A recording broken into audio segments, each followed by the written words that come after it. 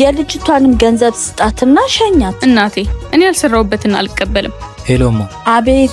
ይሄው ማዬ ሚስቴን ላስተዋውቅሽ ይዣት እየመጣሁ ነው። ደስ ነው የሚለኝ የሚከፋኝ መሰለኝ።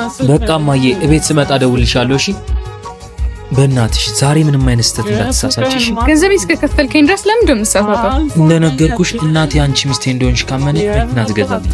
ከኔ ምንድነው የሚጠበቀው? ለምትጠይቅሽ ጥያቄ ሁሉ ልክ ነው ብለሽ የምታስቢው መልስ ሁሉ ማለት ሀሳብ አይግባክ። ቆንጆ ስራ ከሰራሽልኝ ቲፕ አደርግሻለሁ።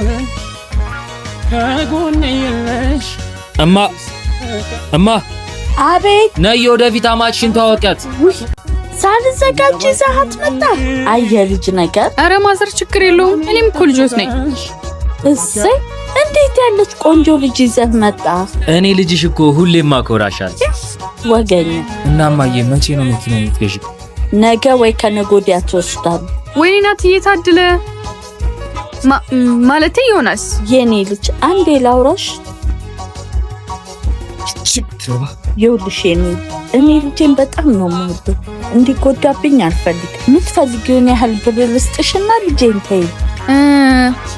ማዘሪ እሱ ካልፈልጉማ ይቀራል። ጥሩ። ዮናስ ለምን መዋሸቱ አስፈለገ? የምን ውሸት ነው ማዬ? ሁሉም ነገር እኮ ያንተ ነው። እኔ ልጄ ማየት ፈልጌ እንጂ እንደዚህ አይነት ማይሆን ድራማ ውስጥ እንድትገባ ፈልጌ አይደለም። እማዬ በቃ ቅር ካለሽ ቅር። ያው ልጅ አይደለው ለመኪናው ጓጉቼ ነው እንጂ አንቺን ላሳዝንሽ ፈልጌ አይደለም። ሁሉም ነገር እግዚአብሔር በፈቀደው ጊዜ ይሆናል። ውክልና ሰጣለሁ፣ የሚሆነውን ታደርጋለህ። የልጅቷንም ገንዘብ ስጣትና ሸኛት። እናቴ እኔ ያልሰራውበትን አልቀበልም።